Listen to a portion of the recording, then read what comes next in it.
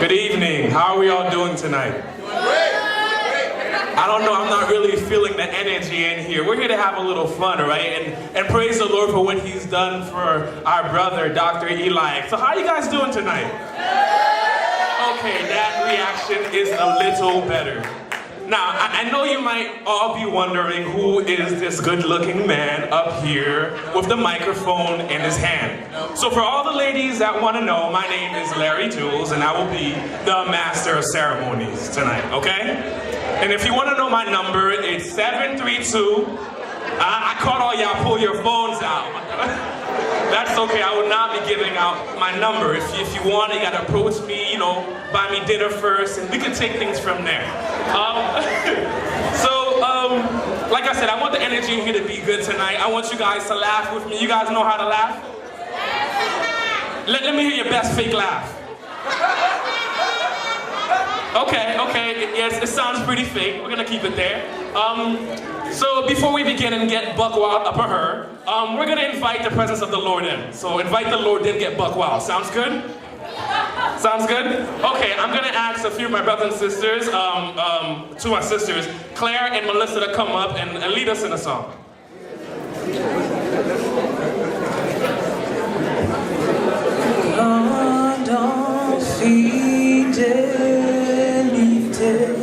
Oh Dieu mon Père, chez toi nul trace de changement,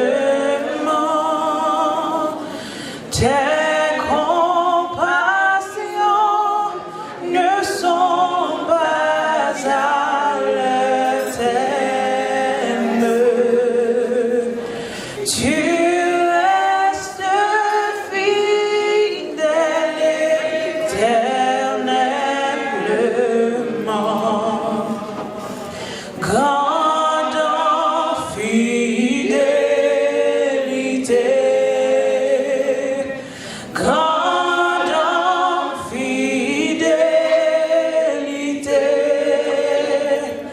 jour après jour, tu me tiens par la foi.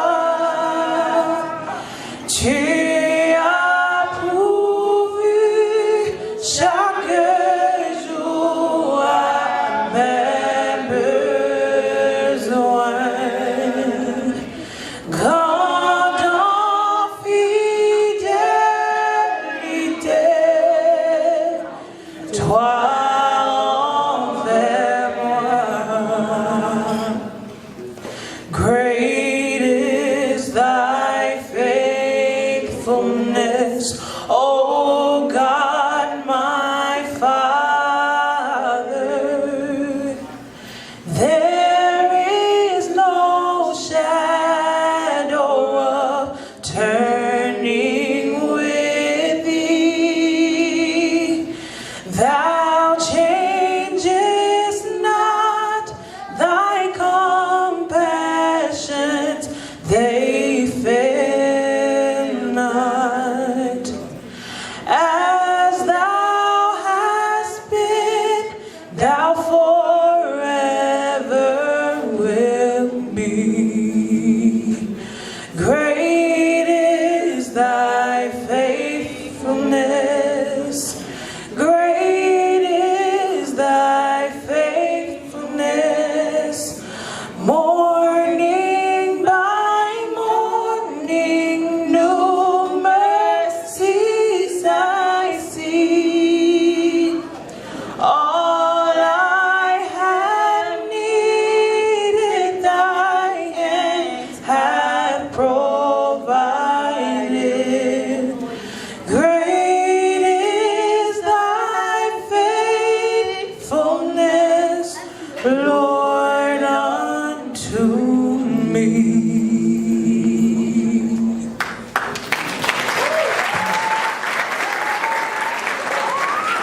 You guys can do a little better than that. That's what I'm talking about. Let me hear your fake laughs again. Nah, we're gonna get it by the end of the night. Now we're going to have a few words of welcome from a dear friend of the graduate, Dr. Eli. So I'd like to call up at this moment Dr. Daroud. Please put your hands together and help me welcome him. Make him feel comfortable. He's a little shy.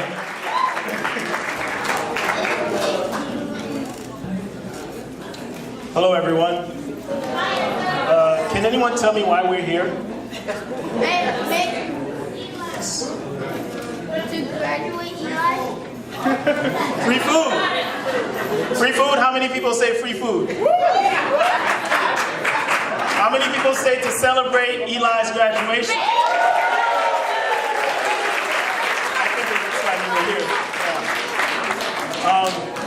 here. So Eli and I, we've known each other for a pretty long time, and I think when you get to this point, there are a few things that you absolutely need to be able to succeed, right? You need God, right?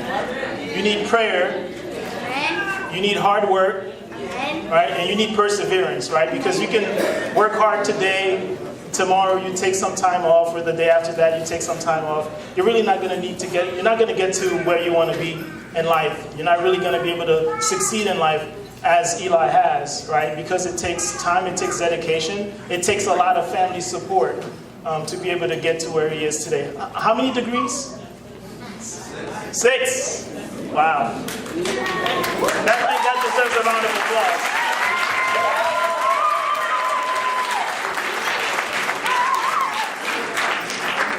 And when you dedicate yourself to doing hard work, I think it all pays off. And I think we're all here tonight, to pay tribute, because God has brought Eli here from a faraway place and brought him here highly educated, ready to take on the world. And the only way he can do that is with the support that he has here in this room and the support that he has from God. So I want to welcome everyone here to celebrate.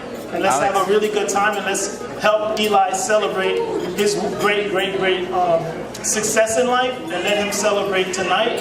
Let him celebrate all of the accomplishments that he's had in his life.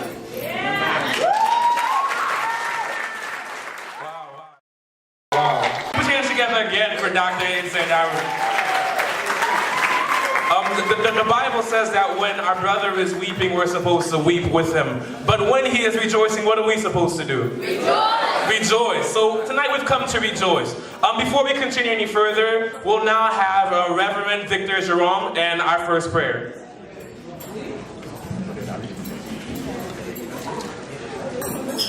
Heavenly Father,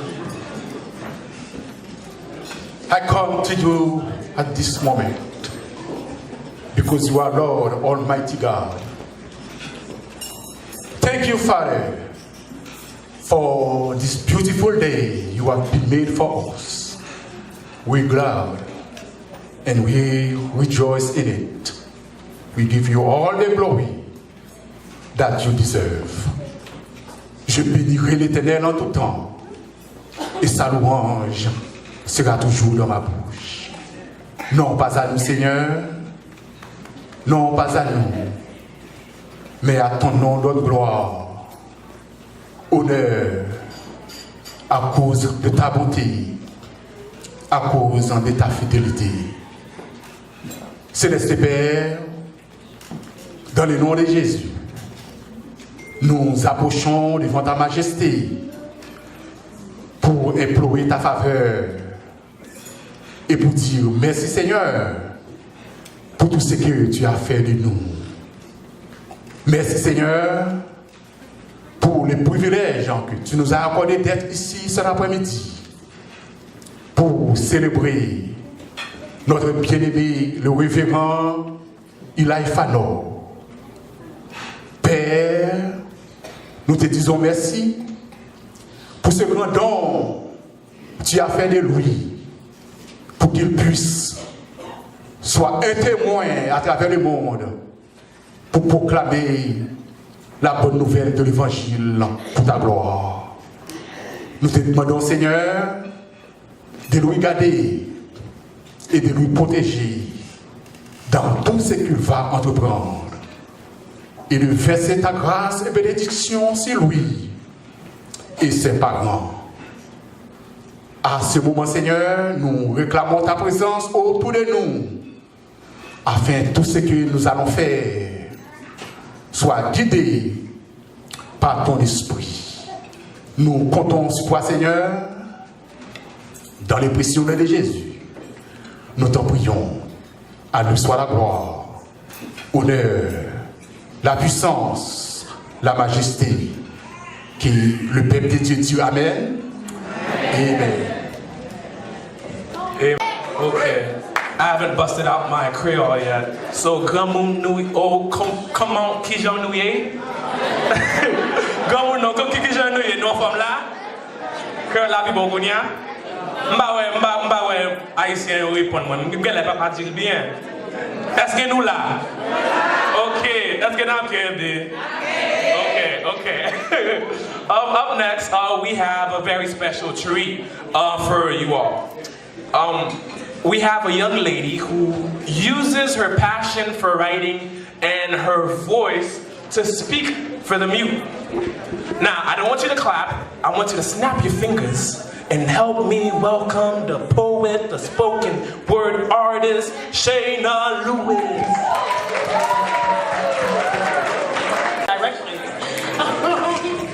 A big congratulations to Eli, Reverend Eli, Dr. Phanor.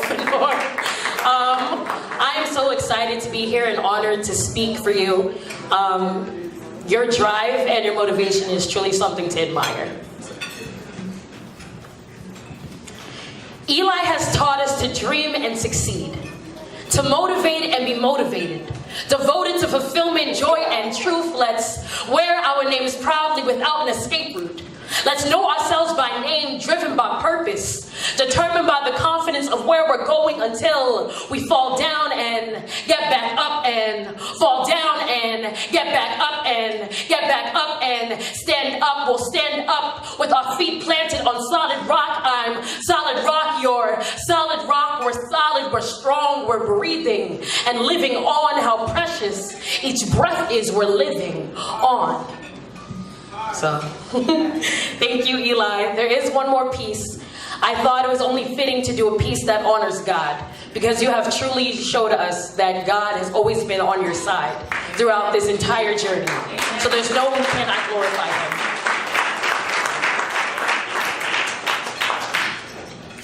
How great is our God. Sing with me, how great is our God, and all will see how great is our God. We serve the creator of the heavens and the earth, the true living God who has no boundaries. And he's saying, I want to do great things in you, if only you believe. In John 14, verse 12, Jesus says very truly, I tell you, whoever believes in me will do the works I've been doing and do greater things than these. He's saying we are destined for greatness. Our Savior is saying we are destined for greatness. Our Savior, who was miraculously born of a virgin, who turned water into wine and made the dead come to life and gave the blind man sight. And for the paralyzed, he gave them a fresh new pair of walking shoes. And with only 5 loaves and 2 fish, he fed the multitude. I'm talking about the man who caught an abundance of fish and has the ability to make us fishers of men. The one who calmed the storm, even the weather, obeys his every command. The same man who healed the sick and catered to the poor, who stared death in the face, was mocked and scorned, marred beyond recognition. The price for our souls he paid on the cross.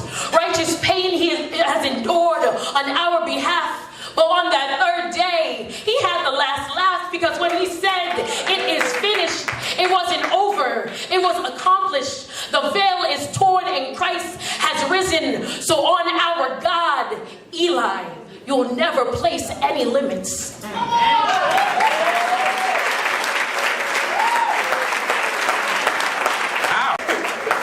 Amen. We thank God for you. We thank God for our sister Shayna. Snap your fingers one more time for her. Let's be fancy. Let's be poets. Okay, before we proceed any further, I just got one quick announcement for all of my Snapchatters. Anybody here on Snapchat? Woo! Yeah, okay. So we got 2 filters tonight, okay, that I want you guys to use. We got one for Eli's graduation. Y'all can find that on Snapchat. And we also have one for our birthday man, Gabby Phanor. So you can go, yeah. So go on Snapchat and make sure you use those filters all night long. Up next, now we have my pastor and the pastor of the family, Reverend Pierre Daniel Iloa. Please put your hands together and help me welcome him. I would like to ask Brother Eli to come forward, the Phanor and his wife to come together. And Gabby, you can come.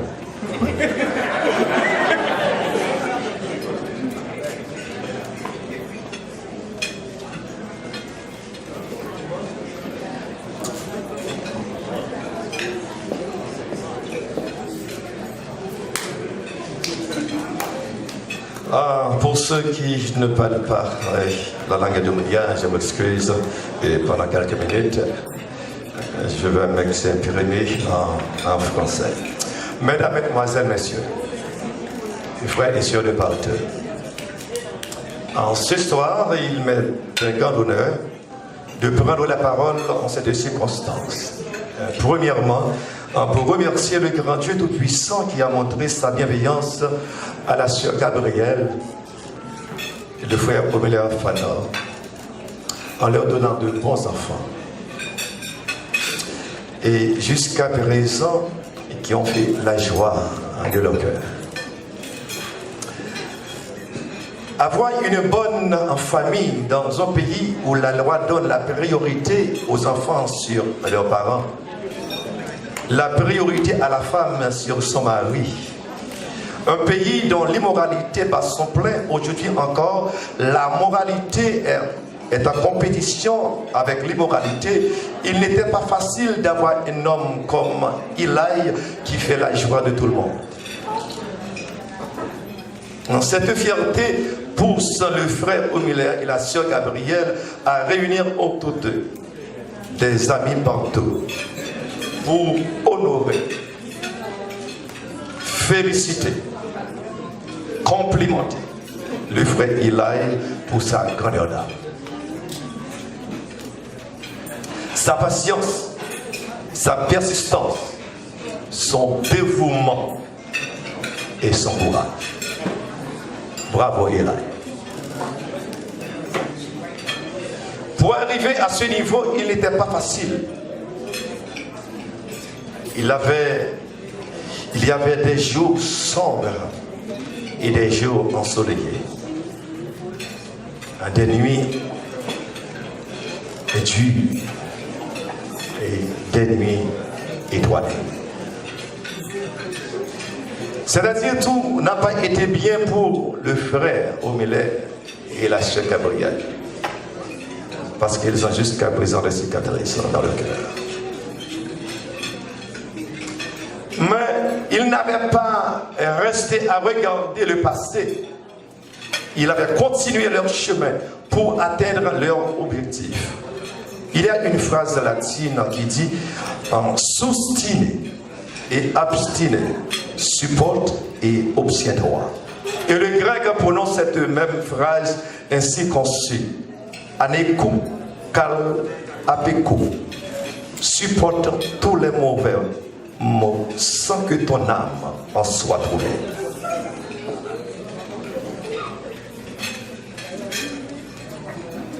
Supporte tous les mots sans que ton âme en soit troublée. Abtiens-toi de tous les plaisirs qui peuvent nuire à ta liberté. Malgré les problèmes de la vie, la toute-puissante main de Dieu a été avec frère Phanor et la sœur Gabrielle. Bon courage. En grandissant, frère Eli est un homme de grandeur d'âme. Il grandissait avec une sagesse, une douceur, une tempérance extraordinaire. Il respecte tout le monde. C'est un homme qui avait une vision. Cette vision est un don de Dieu. Il y a une locution latine qui dit Spiritus ubi volt spirat, c'est-à-dire l'esprit souffle où il veut, c'est-à-dire une parole de Saint Jean employée familièrement pour indiquer que l'inspiration ne dépend pas de la volonté, c'est un don du ciel. On dit aussi que, on dit spiritus fiat ubi volt. Le texte grec de l'évangile parle de pneuma, qui désigne à la fois le vent et l'esprit. Pour tout cela, on peut dire qu'il a reçu un don de Dieu. J'ai commencé à enseigner la première notion de musique au frère Eli. Il grandissait dans la stature, dans la crainte de Dieu. Et il a plongé dans les eaux du baptême le 10 juillet 1999. Il a reçu de hautes études. In August 2004, he received a Bachelor of Science at King University, Union, New Jersey. Concentration Management Science, minor music. August 2009, he received a Master of Science at St. Peter University, Jersey City, New Jersey. Concentration Accountancy. May 2009, Eli again, I received a Master of Business Administration at Fairleigh Dickinson University, Madison, New Jersey. Concentration Financial Management. Concentration Management. May 2010, again, Brother Eli received a Master of Art at Fairleigh Dickinson University, Madison, New Jersey. Concentration, Corporate and Organization Communication. August 2013, he received a Master of Art, Midwestern Theological Seminary, Kansas City. Concentration, Theological Studies. August 2015, he received a Doctor of Education at St. John Fisher College, Worcester, New York. Concentration, Executive Leadership. For certification, Eli is an accredited tax preparer, certified FICO professional, certified fraud examiner, certified non-profit accounting professional, certified post-secondary instructor, enrolled agent, fresh book, bean counter, national recognized bookkeeper, New Jersey State Certificate of Eligibility, teacher of business, finance, economic, law, professional, daily money manager. Only Eli for all these things. Wow. January 2015, President New Jersey City. High education experience, lecturer, Edson County Community College, instructor, responsibilities, teacher of up to 18 credits of day, weekend or evening, courses in business during the calendar year. He has received a Master of Liberal Arts in Clinical Psychology in Harvard University.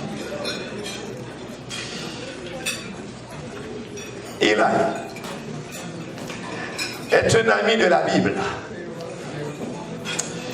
Il fait la lecture de la Bible 2 ou 3 fois de Genèse à Apocalypse. En dépit de toutes ses études, ce qu'il a de plus important, c'est qu'il a continué à faire la lecture de la Bible. Pascal dit, sans l'écriture, qui n'a que Jésus-Christ pour objet, nous ne connaissons rien. Emmanuel Kent dit, l'existence de la Bible en tant que livre pour le peuple est le plus grand bienfait que la race humaine ait jamais connu. Toute tentative pour la décrier est un crime contre l'humanité. George Washington lui-même en dit, il est impossible de gouverner le monde avec droiture sans Dieu et la Bible. Goethe dit que la culture intellectuelle poursuit son chemin, que les sciences naturelles progressent toujours plus en étendue et en profondeur, et que l'intelligence humaine s'élargisse autant qu'elle le désire, mais elle ne saurait dépasser l'élévation et la culture morale du christianisme telle qu'elle rayonne dans les évangiles. Ainsi, le frère Eli a tout ramassé. Qu'est-ce qui lui manque maintenant?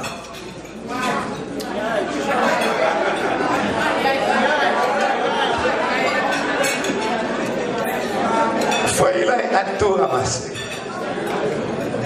Qu'est-ce qui lui manque maintenant?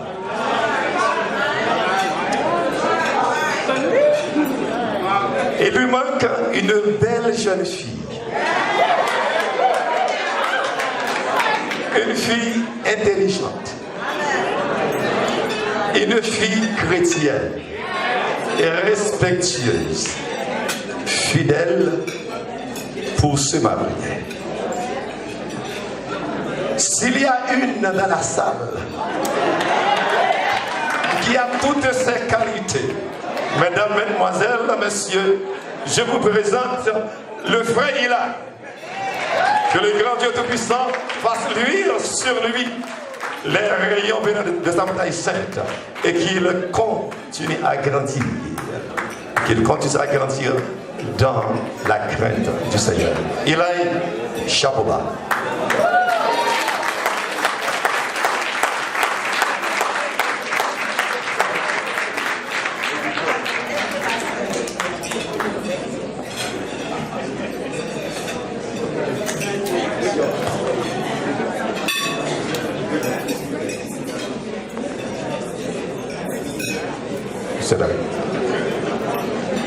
One more time for Reverend Pierre Daniel Iloa.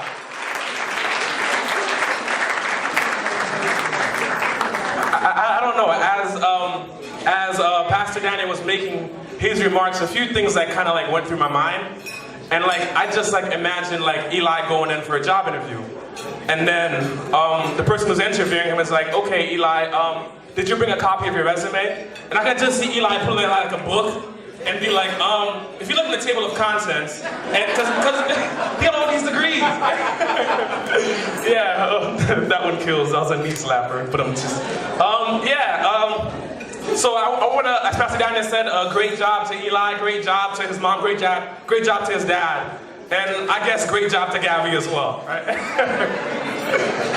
Without any further ado, we'd like to call up the uncle of the graduate, Brother Doez Charles. Please put your hands together and help me welcome him. Hey, Brother Larry. I am the graduate's uncle on his mother's side. In the midst of all these doctors and reverends and poets, I'm basically a high school dropout. So I just want to say a few words for my nephew. Last time we honored the graduate was about a decade ago when we got together to honor him for obtaining his bachelor's degree. This time we are gathered for the ultimate, his doctorate degree in education. Perhaps you have heard the story, which may be apocryphal.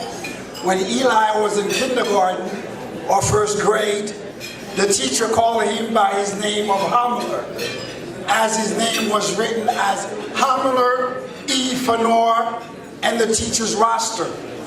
At the end of roster name calling, the teacher asked if there was someone's name he or she did not call. Eli raised his hands Eli did not know that his name was Hammer Eli Phanor. Eli never got over this episode. It bothered him all his life. So he entered a doctorate program at St. John Fisher's College and wrote a dissertation entitled, "How Can School-Age Kids with Funny or Unusual Names Know When They Are Called Upon by Their Teachers?" In all seriousness, Eli boasts many degrees in different fields. You've heard them already, and you have the pamphlet, but since I had this in my speech, I'm just going to go over them.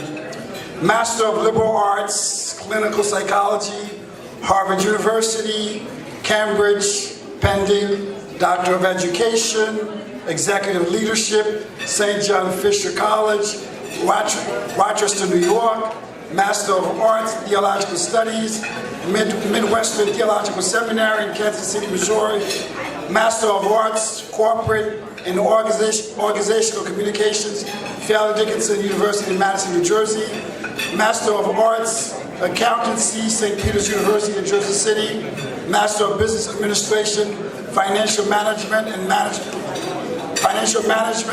Fairleigh Dickinson University, Madison, New Jersey, Bachelor of Science, Management Science, minor in Music, and Kane University and Union, New Jersey. An impressive accomplishment, if I may say so myself. Let's give the doctor some love. Let's give a hand to the Reverend Dr. Hammer Eli Phanor.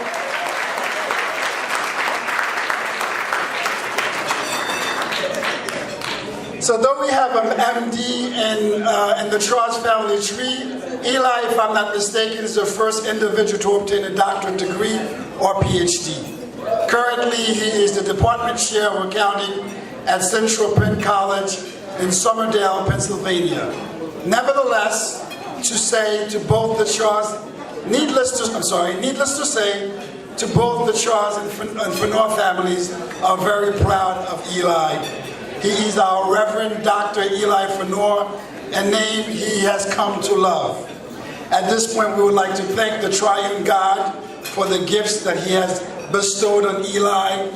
As Christians, we hope that Eli will use his many degrees for the cause of the gospel of the Lord Jesus Christ. As it is written, and Jesus says this himself, "What does it profit a man to gain the whole world and lose his soul? What shall he give in return for his soul?" My nephew, you cannot rest on your laurels, as there is a lot of work to do both outside and in the Lord's vineyard. You must be about the work of the Savior, remembering that only what you do for Jesus will last forever. I would like to thank all of you here for coming to honor Eli. We would like to thank my sister Gabrielle, his mother, and his father, Frère Phanor, and whose namesake Eli has, Omilaire, as we all know him for having pushed Eli the way they did. Ultimately, as Christians, we know that it is the Lord's doing, and we cannot take any credit for it. Since I'm giving a speech for a person with a doctorate degree, I just want to show you my Latin. Soli Deo Gloria. To God be the glory. Amen. Thanks for coming. Thank you. Put your hands together one more time for Brother Dewells Charles. Amen. Are we still having a good time? Let me hear your fake laughs. By the end of the night, everybody should have a great fake laugh. I hear a good one back there. Wow, amazing, stunning. We're gonna keep the ball rolling and keep moving down the program. I don't know if you guys remembered, a little while earlier we had like a spoken word artist. You guys remember that? The one who bought the bars and they brought the fire? Well, guess what? It runs in the family. Not only is she talented, but she has a mom with a voice. But instead of me telling you about it, I want you all to put your hands together and help me welcome Sister Claudette Louis.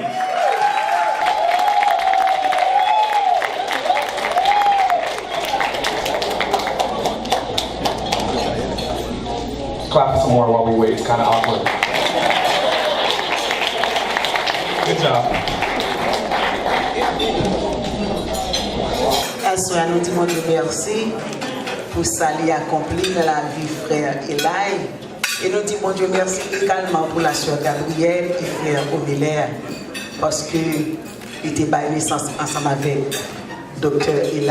Et toute gloire et honneur pour bon Dieu et bon Dieu seul.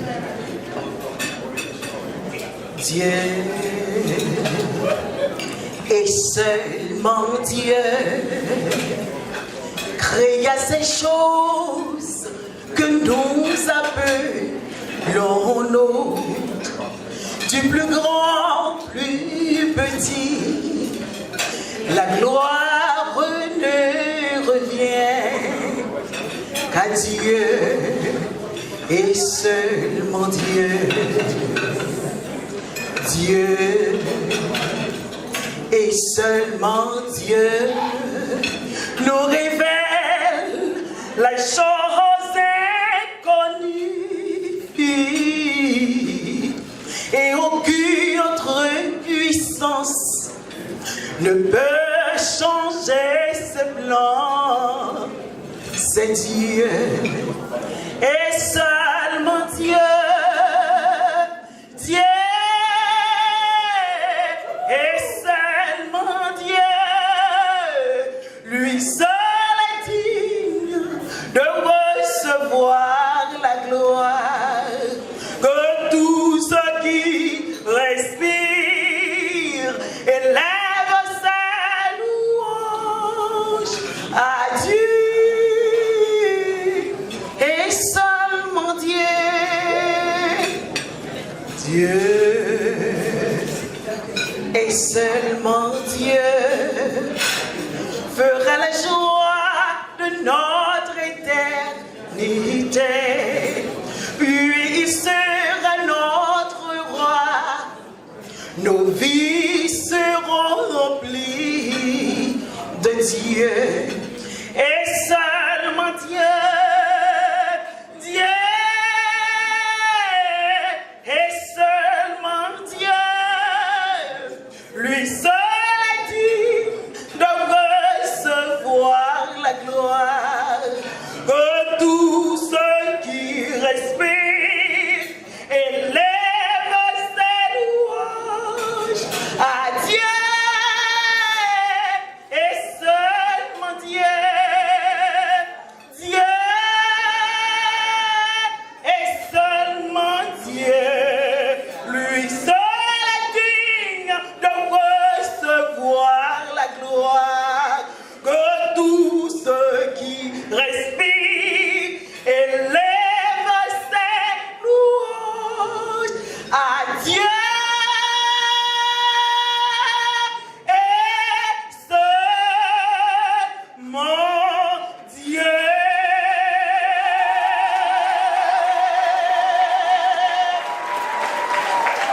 Wow, what a voice. I wish I could do that. I'm not even gonna try. That's not my ministry. She deserves more than that. Can we give God some glory for the singing of Sister Claudette Louis? Amen, amen, amen, amen. I don't know about you guys, but after that, I kind of need a little break. My mind has to soak that all in. Are we all with me?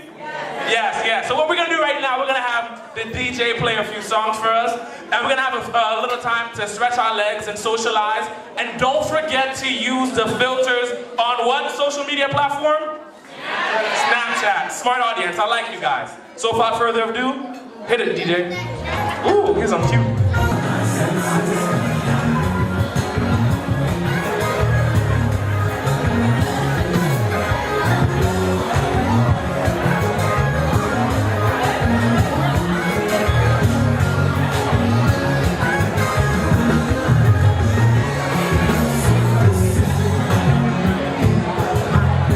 Just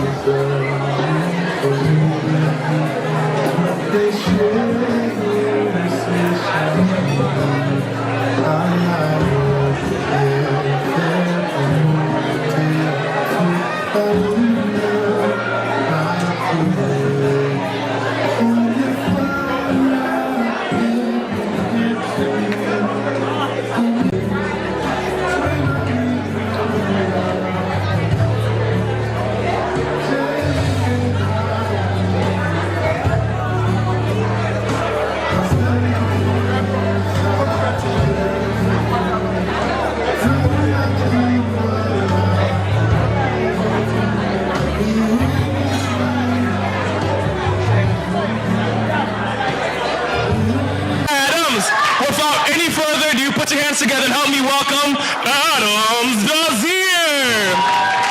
Just kidding, guys. He was our first choice. I don't know why. All right, guys, give it up for Larry Jules. Nope. All right, guys. Look, this is my first time. All right. So I'm going to say jokes, and when I say a joke, that means you all laugh. That's the whole point of comedy, all right? Stand-up comedy, that's the whole point, all right? Here's the test, all right? I'm going to test y'all, all right? Ready? All right. Eli, this for you, all right? Watch me. Look at me. Hey. Okay? All right. So, Eli must have so many degrees. What is he, like a thermometer?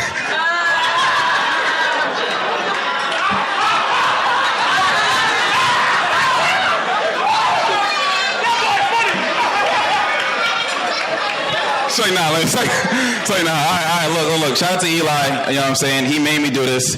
I just don't get who would hire a comedian. Actually, no, I'm not gonna say a comedian. Who would hire someone to do comedy who has never done comedy before? I mean, would you do it? Would you do it, Larry? Don't talk to me. All right, no, for real though. It's all right though. I'm gonna tell a story. This past week, I was having a bad week, all right? I lost my check in the dryer machine. No, it's not funny because like I was legitimately looking all over for it, and I was like looking all through my car, all in my house, all in my dorm because I still live on campus, and like I was like, you know what? Let me check the dryer machine, right? So I checked the dryer machine, and all I found was like little bits and pieces of my check. That was my only source of income. I'm a college student, well, now a college graduate, you know what I'm saying? I'm a college graduate, you know. I'm a college graduate, guys, come on, bro. Like, I'm a black man. Nah, but like, it's really important to thank God for the bad times, you know what I'm saying? We gotta give glory to God in the good times and the bad times. Because sometimes we have times where it's like it's our fault. Like, straight up, it's our fault that we just messed up, right? Like, for example, one time I was getting off work, and I'm an RA at William Patterson I was an RA at William Patterson, and we have, Larry, be quiet, I'm trying to talk, bro. And we have like this thing called the duty phone, and that's like the most important thing. It's used for emergencies, for calling the resident director on duty, and everything, right? One time I was getting off work, and I couldn't find the duty phone. I legit was like, yo, God, like we have moments where we blame God, right? Am I the only one? Am I the only one? No? All right, I guess I'm the only one. Because I was like, yo, God, why is this happening to me? I'm trying to look all over my room for the phone. I'm like, Jesus, why you do this to me? Why you do this to me? I didn't do nothing. Why me? It's 8 o'clock in the morning. Why me? I don't get it. And then I call my boss, and he's like, Adams, well, it's right here in the office. And I was like, you know what? And we have this moment where it's like we feel stupid for blaming God, right? We'd be like this.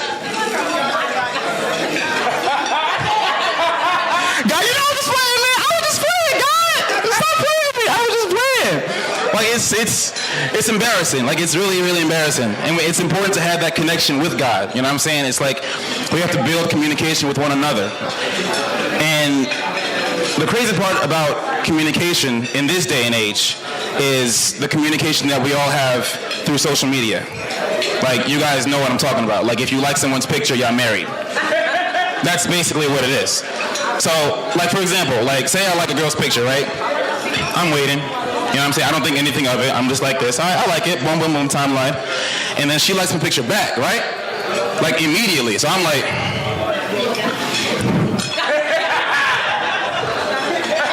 all right, okay, so whatever. I go back to the page, you know what I'm saying? And I like another picture, right? So I was like, I like another picture. It's cool, it's whatever.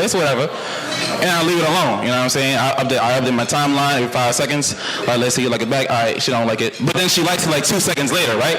So now you're thinking to yourself, if I do it again, is she gonna do it again? No? So I do it again, right? I like her picture again, and then she likes my picture, and I'm like, we married. That's bae. Like that's literally our generation, and it's crazy to me. And it's like, another example would be like when I'm on Instagram Live, like, you know, like people like Kevin Hart, LeBron James, you know, all those fancy celebrities. Like when they're on Instagram Live, they have like over 50,000 people, like, you know, commenting and liking and, you know, hearts and everything. And you try to comment, you know, you can't get mad at them for not seeing your comment. You really cannot get mad.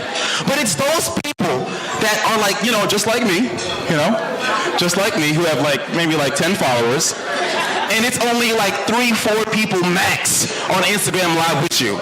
And they legit act like they don't see you. Like I'm commenting, hey, and they're like,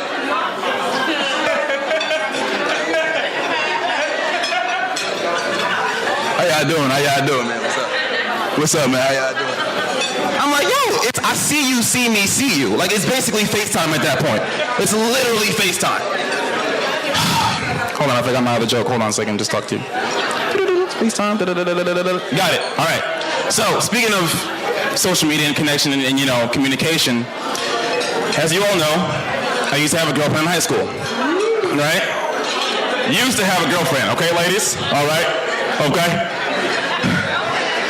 All right, so what you call it? You know how like you have friends that, you know, that are like so happy when they see like a significant other of yours, you know what I'm saying, like your new man or your new woman, they're like, oh my gosh, hey, oh my gosh, have you been talking about him the entire time? They're like, you're so nice, it's so nice to meet you. It's so great to meet you. And then like 2 weeks later, after y'all break up, it's like, yo, honestly, man, I never liked that, man. I never liked him. I'm sorry. She just didn't fit you, man. Like, she just didn't match you. Because one time, I'm sorry, Mom, I love you, all right? One time, I broke up with my ex, right? And I'm like, I'm all over the house. I can't even eat. I literally cannot even eat. And that's the first time I could not eat, right? So I'm walking upstairs, you know what I'm saying, after being depressed, and I got the bad news. My mom comes in the house, and she's like, Adams, what's the matter? What's going on? And I'm like,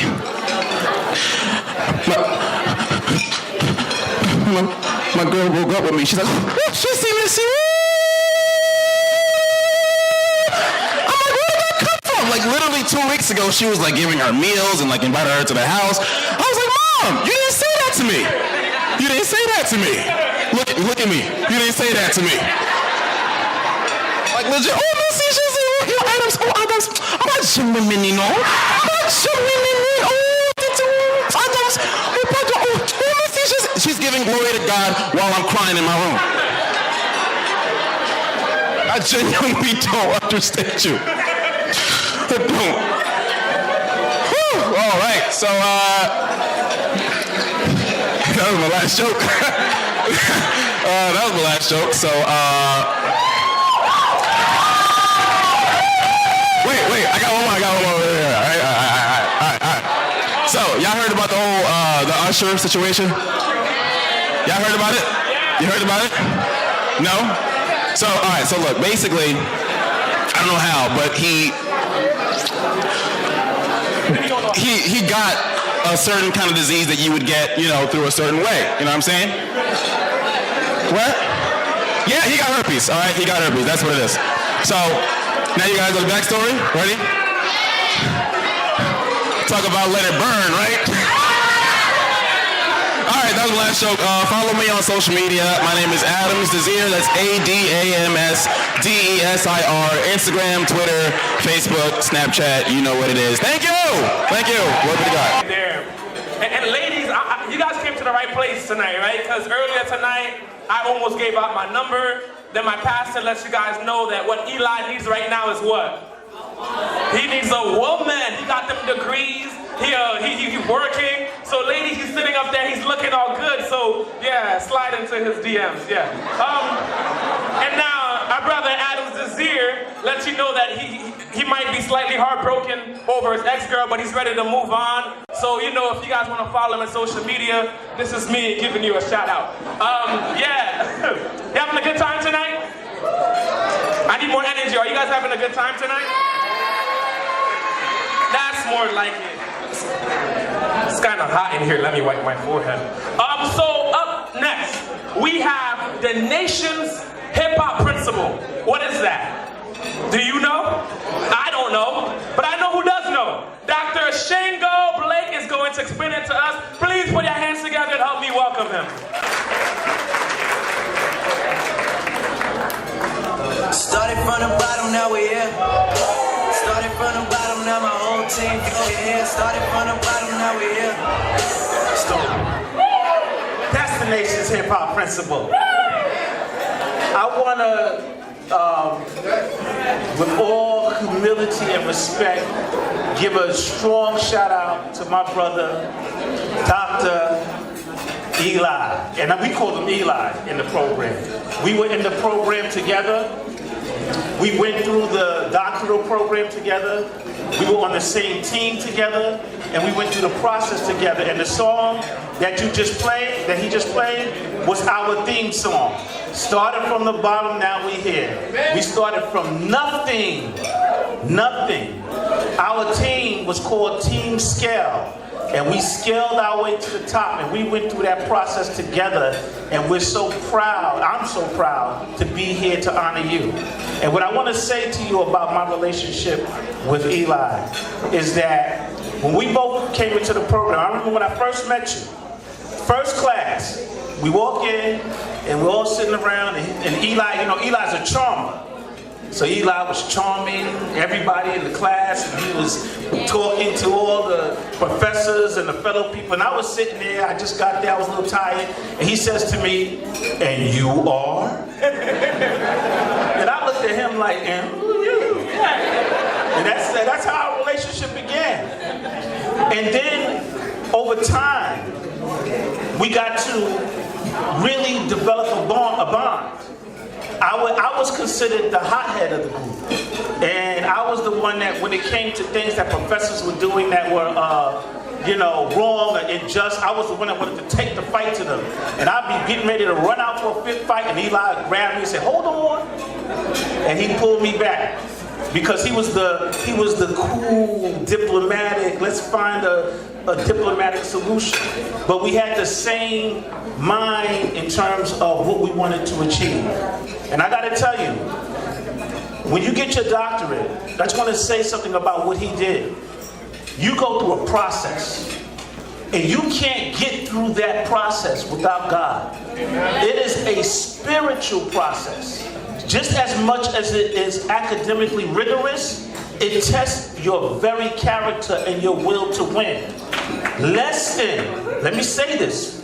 When you look at this man, he represents less than 1% of the American population has a doctorate, and he's part of that less than 1%.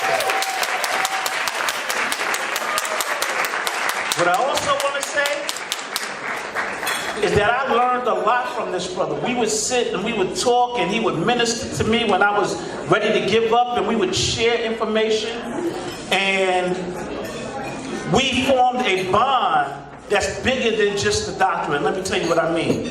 It's an honor for me to be here, okay, and see his entire community come out to support him. And when I had my celebration, he came out to see my community support me. And what you're looking at is a partnership. Haitian man. Sakpase. And me, I'm a black man from America. My family comes from the South.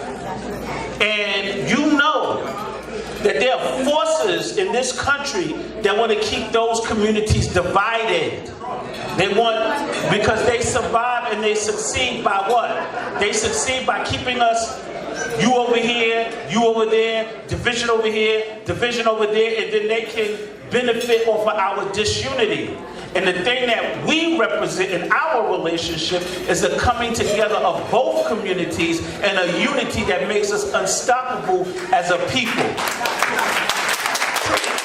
So Eli, I got one funny story to tell, and then I'm going to sit down. I never forget when we had our award ceremony, the college got together and they put together an award ceremony for the graduates.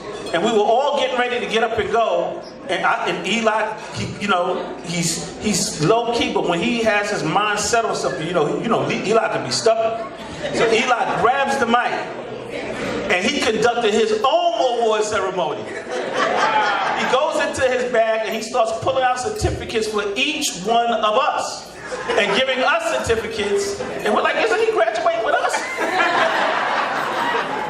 But it's the certificate that still sits in my room to this day. It's the most important piece of paper that I have other than the doctorate. And I'm going to tell you why. Because it meant that this man took time to evaluate and assess each one of his classmates. And the awards that he gave us were unique to our personality. That's the kind of man this man is. Not just the degrees that he has, but the degree of humanity that he represents. Eli, congratulations, my brother. Wow. How do I follow that? Put your hands together one more time for Dr. Shango Blake. The good doctor, I like saying that, the good doctor has me thinking about, what the Bible says. Anybody know? A little louder. Okay. Bad company corrupts good character. But it also says in Proverbs, iron does what? Iron sharpens iron. So when you keep bad company, your character decreases. But when you have good company, when you have good iron, you sharpen one another. And we see that in the bond that these two doctors have formed. But we're not done seeing it. Right now, I'd like you guys to put your hands together and help me to welcome another one of Eli's close friends. Without further ado, I present to you Ronald Barthalis. You can do better than that. Yeah, that's just for you, Ron. Can I call you Ron? I'm gonna call you Ron.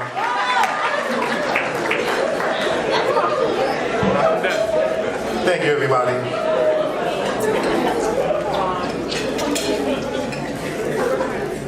I feel like this is a best man speech. No bride. Wedding soon? No bride. Good evening, everybody. I won't take too much more of your time. I just wanted to take the time out to say a few special words for Eli. These are really heartfelt. So bear with me if I get a little emotional. I really love this brother here.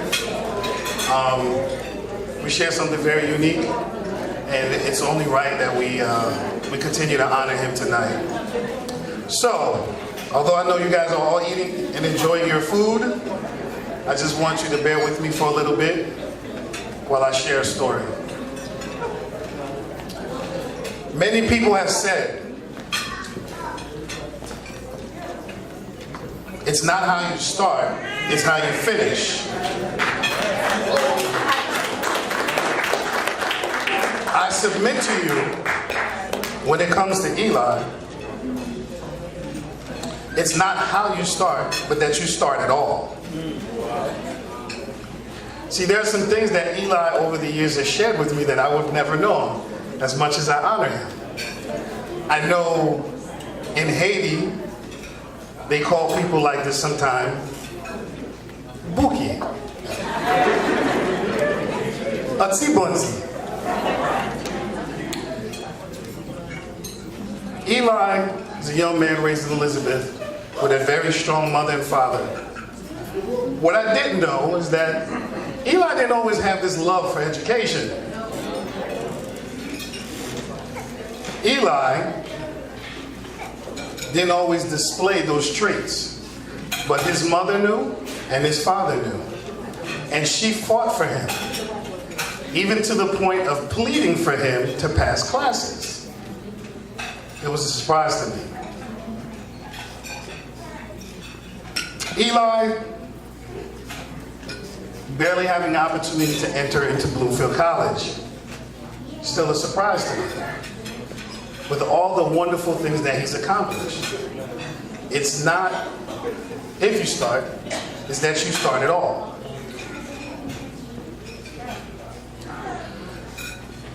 To a Harvard student, a doctor of education, several degrees, an accounting chair for the School of Professional Studies.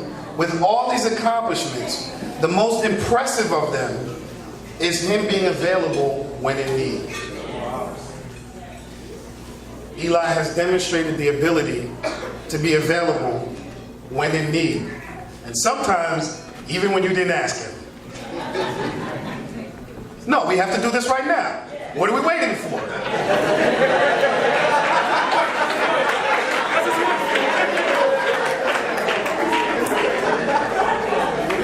What's with all these excuses? We're always making excuses.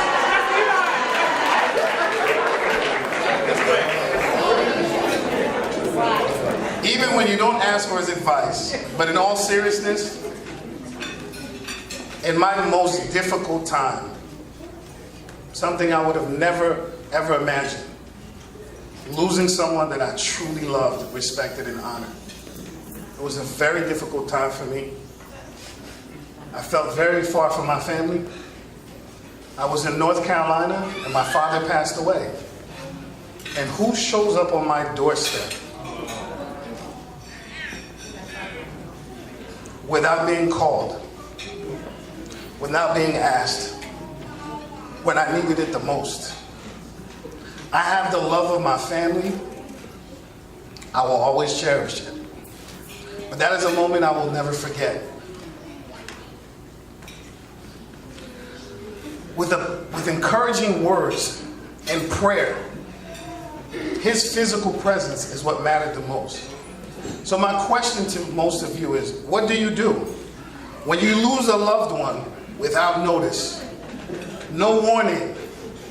God never sends us a memo or a notice when you're getting ready to experience something extremely difficult. What do you do when you spend a lifetime in your early childhood not interested in education, school, and suddenly the one that you love no longer has the opportunity to do so? What do? You get started on a journey. You get started on a mission. Eli and I share a similar tragedy, and it's brought us closer together. Our love for God, commitment to purpose, and our joy for helping others is why we're all here today. Not just the certificates, the degrees, and the accomplishments. Traumatic experiences has brought us together, but our brotherhood and love is what makes a lifetime of memories. Success is not defined by what you've acquired, gathered, or collected. Listen, we're all fighting for the same resources.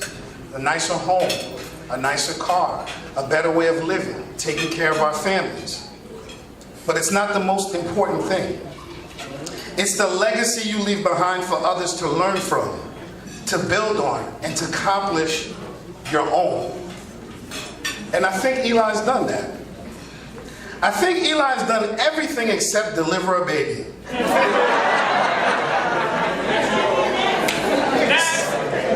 There are some days I think Jesus himself is asking, when in the world did he find time to do that? And I thought I knew everything about him. He's very accomplished. But I do want to turn our attention to Romans 8:28. And we know all things work together for good to them that love God, to them who are called according to his purpose, and all things coming together for those who love him and are called to his purpose. You see, it requires for us to start, to take the first step of faith. And I know there were plenty of nights where no one understood what he was doing, why he was doing it, why he wasn't available, why he was busy. He was being called for a purpose, and he answered the call. And it's difficult because you love to see the person that you've been with for years to be available. But he was on a mission. And that purpose is what we're celebrating today. Eli has accomplished what his father would want from all of us, to operate in a spirit of excellence. And that's from everyone in here, and not just Eli. This should be an inspiration, not just a celebration. Being the best version of ourselves, focused on a vertical view and not a horizontal view. Always looking up and not just around or next to each other. We have looked to our side and what's around us and not looked up in the times that matter most. We either keep our heads down or we're looking next to us to see what everyone else is accomplishing. But we should be looking up to see what he wants for us to do next. We have followed the example of common men rather than copy the blueprint of a righteous man. We are all with faults, failures, and falling short. Thanks to Eli, he's inspired me to get back into my education. Eli wasted no time going into my transcripts. No, I got to see it right now. What are we waiting for? Email it to me. No problem, Eli. But in each and every one of us, there is an Eli. Someone who is once disinterested in school, education, and learning. A man who's transformed his pain into a platform that has bigger purpose than himself. When you are called to do something greater than yourself, if it feels impossible, remember it only takes one to succeed. You only need to see one example. It only took one example for all of us to have that victory. He hung on the cross for us. One example for us to have victory. Fortunately for me, Eli, and all of us in this room, we can all have that same victory and celebrate what he's accomplished. Thank you, Dr. Hamler, Eli, Phanor. I love you.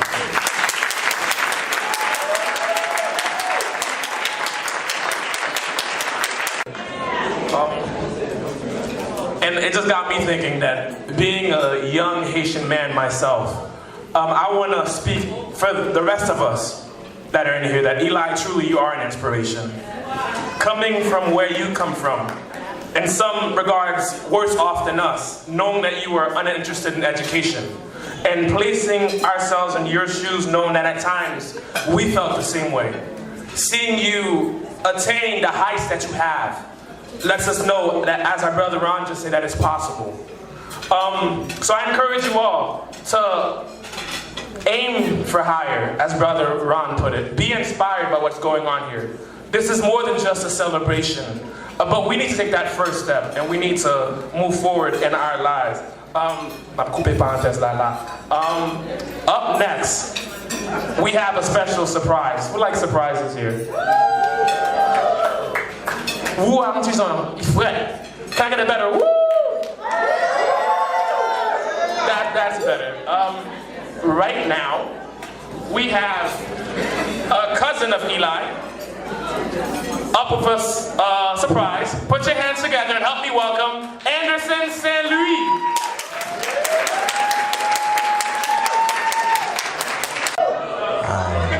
Don't believe what you heard. We actually believe what you heard. We don't like New Yorkers. No, I'm just kidding. I am excited and elated to be here today because I am very proud of my cousin. It's not until I got here and started listening to everything that everybody has been saying that I really reflected and then I really understood what he's accomplished. So I'm proud of you, Eli. Congratulations. See, Eli and I are about the same age. We grew up together, he's the dark-skinned version of me, and I'm the light-skinned version. He plays the keyboard, I play the saxophone. But the one thing that he has that a lot of people could learn from, and like the last person said, is inspired, is there's nobody that I know that has more drive than Eli. There's not very many people that I would know that would go from New Jersey to Boston every week to go to a class. Not very many people that I would know that would be able to deal with some of the things that he's dealt with in his life, in his family, and still persevere and push through to be able to accomplish what he's accomplished. And it's really because God is great. And he's really shown, you know, how not only in his schooling, but like, not to take you guys back to church, but in James it talks about facing adversity. And he's not only graduated by passing classes, but he's overcome so much adversity in his life, and in the process still pressing through and getting degrees and doing everything that he needed to do. When his parents weren't around, he still pushed. When nobody was there to push him, he still pushed. Sometimes when me and my cousins would clown him, like, Eli, where you at, yo? You know what I'm saying? How many degrees do you need? Why don't you get a job? He still pushed. And he didn't listen to anybody because he knew that he knew what God put in his heart, and he pushed until he got there. And that's an inspiration to me, and that's a blessing. And I think that God has blessed you to be a blessing to others. And I think everybody in this room is being blessed and inspired by just the life that you've lived thus far. And I encourage you that you continue to be a blessing, because to whom much is given, much is required. And don't stop here. Keep moving. I know you will. I love you. I'm proud of you. I didn't really practice that much. Usually I can hide behind Eli's chords. You know, when we get together, I'm like, Eli, I just played a whole bunch of chords and now I'll hide my mistakes in them. But today I don't have a keyboard here, so I'm in trouble. But you guys just bear with me. Come on, give Eli a hand one more time. Just take a second.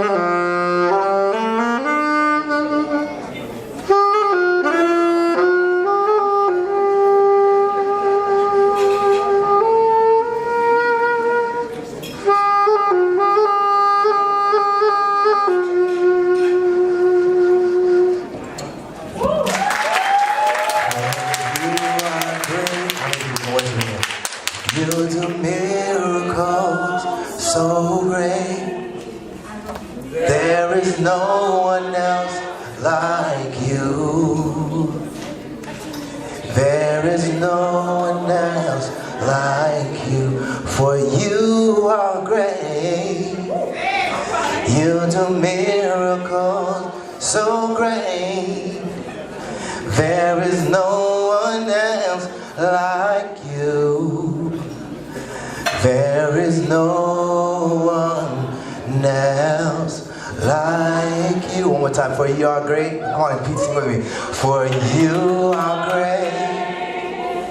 You do miracles. There is no one else. There is no one else like you. There is no one else like you. For you are great. You do miracles so great. There is no one else like you. There is no one else like you. Come on and give God a praise.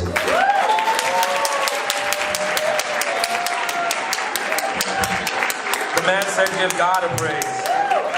We've been shouting all night. I think God is working a little more than that, right? Can we give God a real praise? Amen, amen, amen. For he is great. He does miracles so great. There is no one else like him. And we thank God for that. Without any further ado, we're going to keep the ball rolling. And now I would like to present those closest to Dr. Eli. Can anyone guess who that is? His family, yes. So without any further ado, I present to you the mother and father and the brother of the good doctor.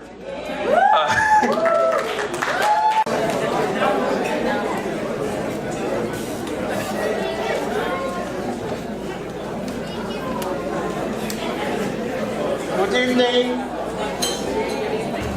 family members and friends. We don't have the words to thank you for helping make this event be possible tonight. I know some of you have left your activities and some traveled from very far to celebrate with us. For those who have made this sacrifice, we don't have any way to pay you back, but God will bless you. Now, Dr. E, you promise to do the very best to make the family and society proud. I am glad to say you do it. We are glad to have a son who shines even brighter than the sun.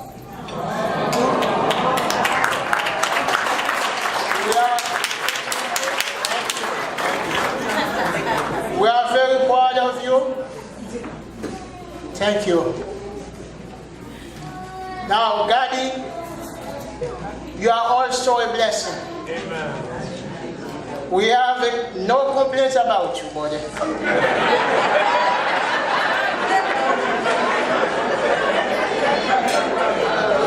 But I have to say that I'm sorry.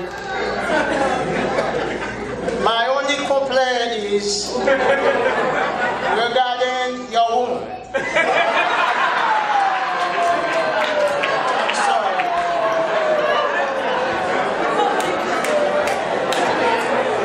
I'm sorry to say that. But I think that can be fixed. We will keep praying. That can be fixed.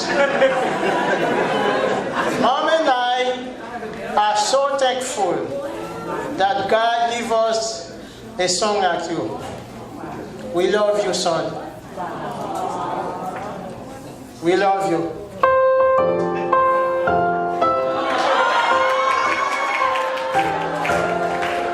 Come on, Daddy.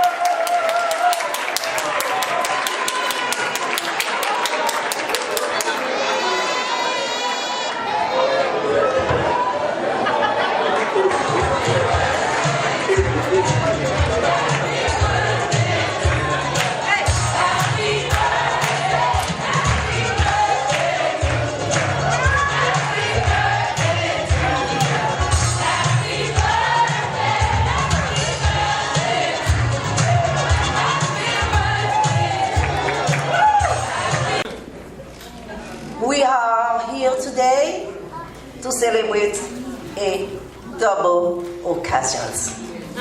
When I said a double occasions, you know, I got two sons. Eli, please, Dr. Eli, Dr. Reverend Eli Phanor, please. Better place. And I got my second son, Gabby Chairman Phanor. And I got my beautiful husband here also.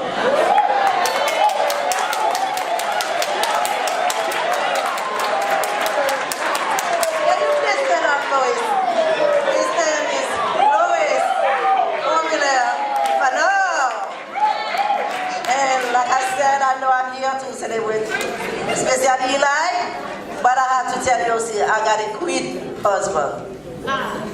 The husband that babysit me. Day and night. And it was a blessing for me to have that husband. Let's keep up.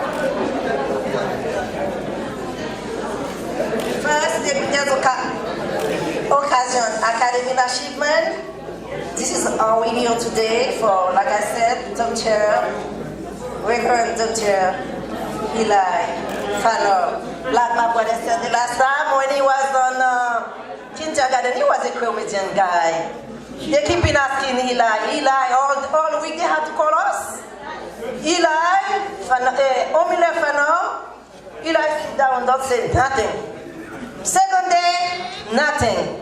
Third day, nothing. They even asked Eli to raise who haven't been called. And Eli raised his hand. They said, what is your name? Eli Phanor. He didn't know if he had familial Eli Phanor. Oh my goodness.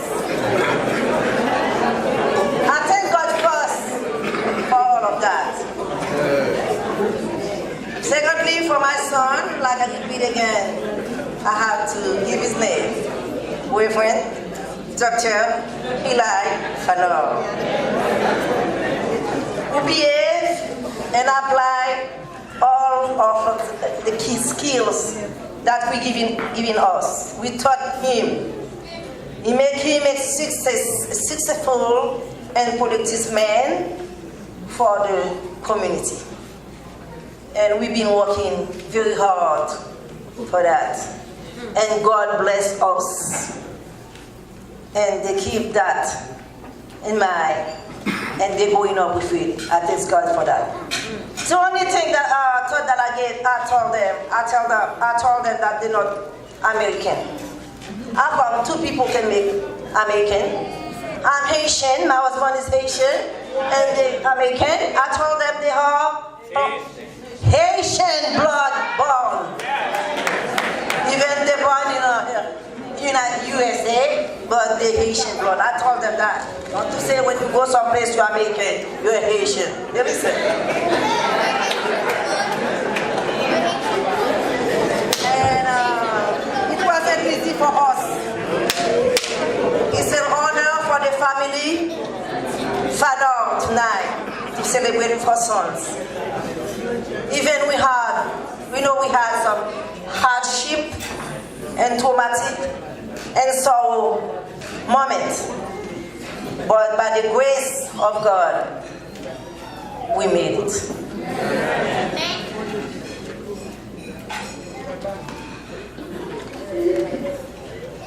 Especially also thanks to our Reverend Daniel Eloy. Pastor Daniel, can you please? He left? Yeah. Left, okay. To Reverend Pastor Eloy.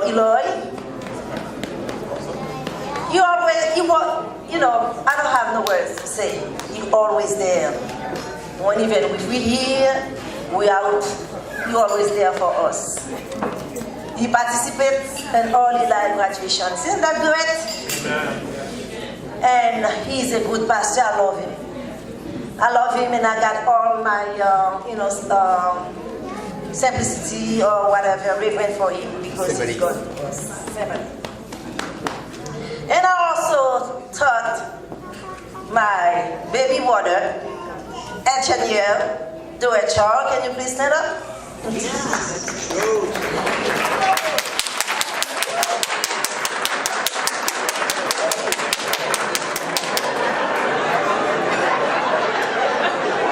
always there for my sons. Whenever graduations, whenever whatever has happened, I just have to make a call. And this is it. We thank God for that. Having a brother just like him. And those two people, they help us spiritually and morally. And I thank God for that.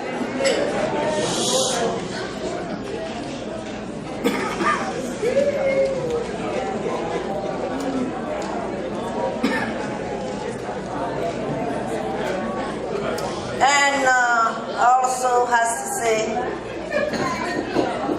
Doesh, I love you. I love you too. And I love all my sisters, my brothers, my brother-in-law, and I'm taking also Eli's sisters. They're cousins, but they call them sisters. Can you please stand up? Those two, I'm not going to call, you know who. Just please stand up. Yeah. They are my Eli cousins, but they're Eli sisters. Because, you know, like I said, I don't want to go back to it, but they replace my daughter. So the greatest thing that Eli did, remember, I lost my daughter. He had also so many degrees. He had three masters. But when he was 24 years old, he passed away. But it was tolerable for us. But on the second day after my daughter passed, my brother by my side, by my bed, Eli just kneeled by me. He said, "Mommy, you know, I know you are in pain. I understand your loss.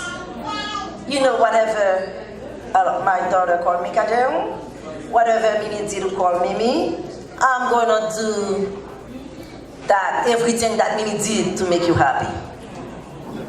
So at the time of that, I cried. I said, "You're going to do this?" He said, "Yeah." But Eli did more than we expected. Amen. Having 7 degrees, masters, musician, right, Eli? And then he's dreaming a doctorate in education. I specify Reverend Dr. Eli has a doctorate in education. And, you know, he lives far away. But I'm not stopping to battle with him. Amen. Whenever, and he knows that, whenever, 1 o'clock in the morning, 12 o'clock, 2 o'clock in the morning, this is my baby. I have to call him. And then he always takes time for Mom. And I thank God for everything. Thanks for everything that he does to us. So again, thank you everybody that's been here tonight. And thank you, my church. Thank you, my cousins. Thank you, my brother. Thank you, my sisters. Thank you, my friend. Donald, thank you. That's another brother to Eli. The one that just made his speech. And I thank God for everything. Again, I can say, like il bénissait jusqu'ici l'Éternel nation.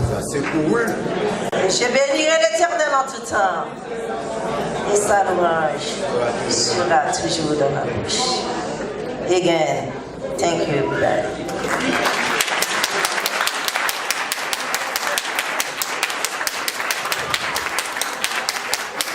Put your hands together one more time for Sister Gabrielle Phanor. Amen, amen. We can see that greatness does not fall from the tree. We have seen the man and woman that raised such an amazing man, but he didn't grow up alone. He also had a brother with them. So without any further ado, put your hands together and help me welcome the birthday boy, Gabby Phanor, in a free word.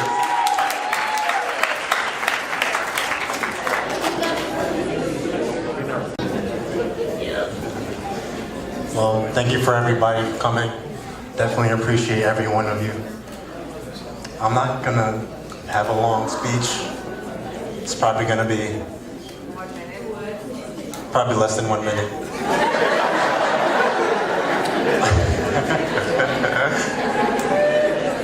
But a lot of people, they know the exterior of Eli. They know that he has a lot of degrees. He's full of himself. No, he actually works very hard. He plays the piano, but a lot of things go on behind the scenes. Stuff that nobody sees. There's so many situations where it could have been way worse. Sorry.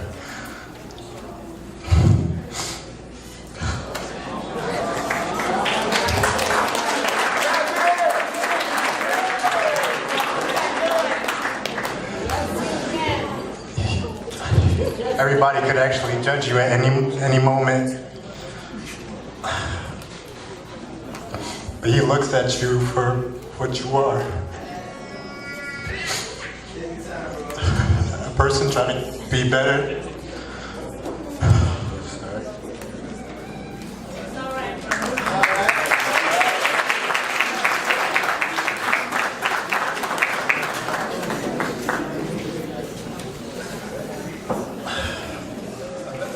I've never actually told anybody this, but you all may know my sister passed away years ago. But a little bit of me actually passed away at the same time. And my brother has actually helped me in a way I could never have dreamed of. He's a role model. He supports you through your bad days, through your great ones. Then there's my support system, my parents. You know, they know I never clean my room.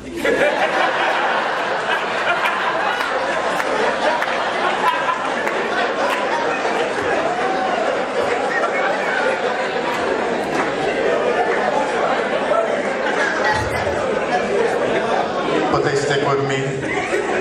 They know I'm good at other things.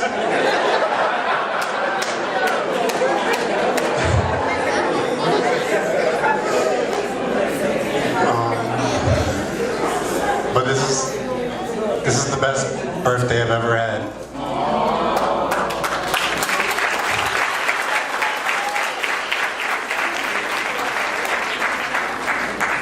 That wasn't the time for you to clap, but okay.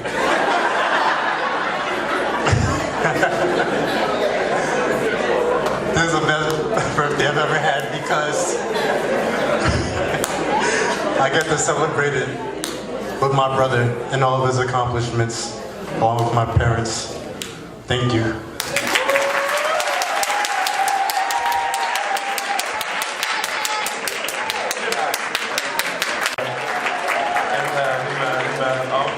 He made us laugh, he made us cry, but we're still here. Should be an actor, he's great. So we've heard from a lot of people tonight. We've heard from doctors, and we've heard from poets and musicians, and all of these great people, but who have we yet to hear from? Can anybody take a guess? I can hear you. You're supposed to say, aye, Captain, okay. Without any further ado, I present to you, put your hands together, drum roll please actually. The man that we're all here tonight to celebrate. Ladies and gentlemen, without any further ado, I present to you, Reverend Dr. Eli Phanor.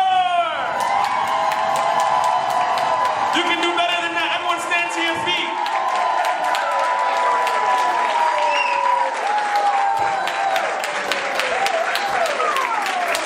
so much. Thank you so much. I'm so happy. Thank you so much. You can all be seated. This is my service now. Pastor Phanor is in service, all right?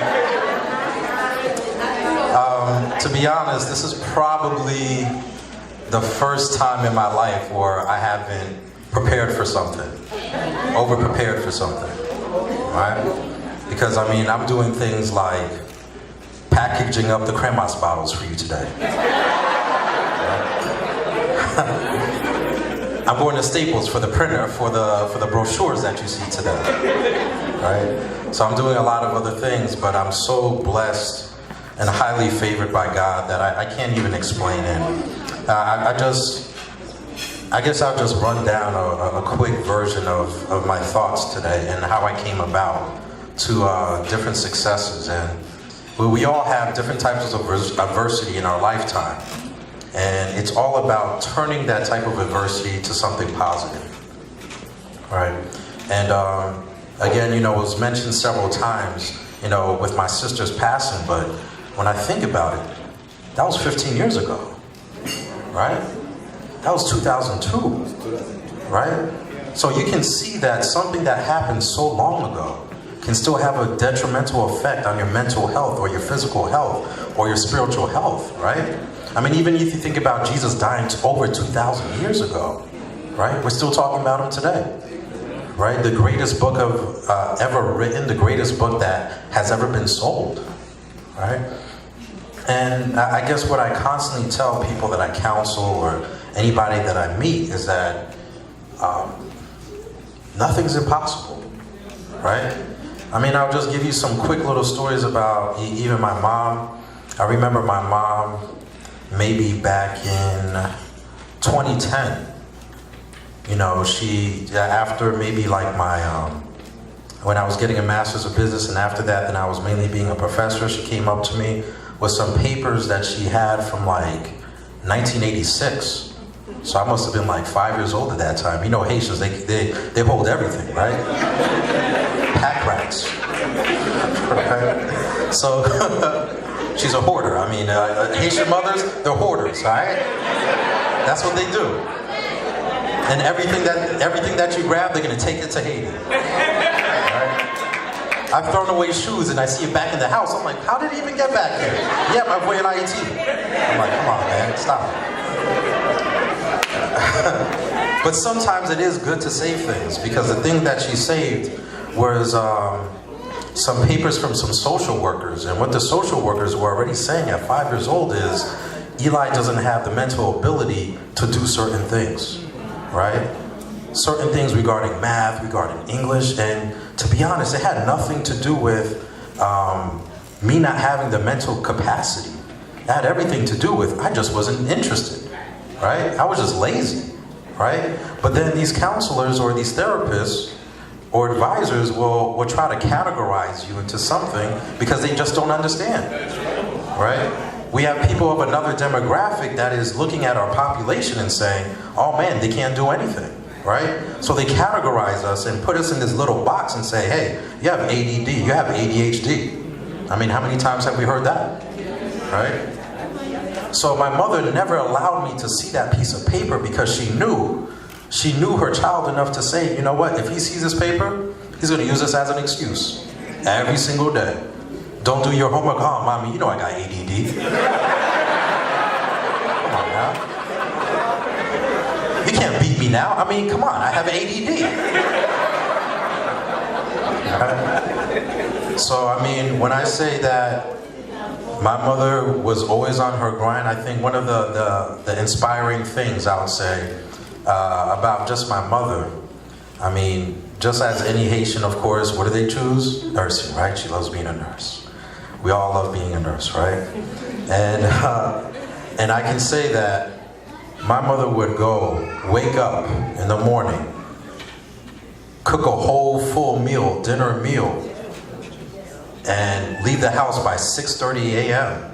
to go to one job, work to 7 to 3, and then afterwards, go after there and work from 4 to 11 or 4 to 12 at the next job, right? We're talking about 16-hour days. And I remember sometimes it would be weeks. I mean, thinking about by the time I wake up, she's not there. By the time I go to sleep, she's not there.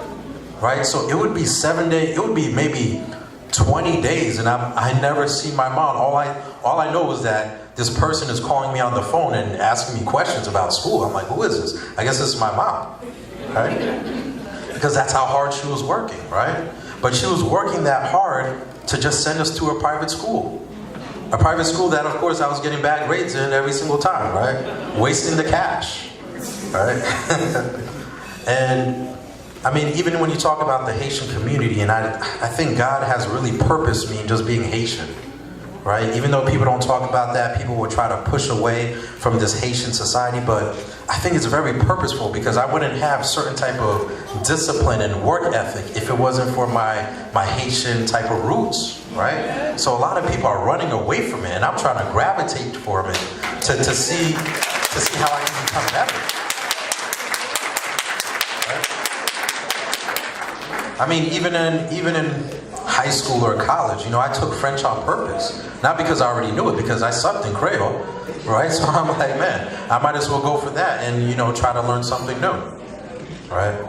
So, I mean, I have nothing prepared. I'm just going off the cuff here. I could say my father has been an inspiration as well. So my mother, in this relationship, you know, I'm the therapist now. So in your relationship, my mother is the hard worker.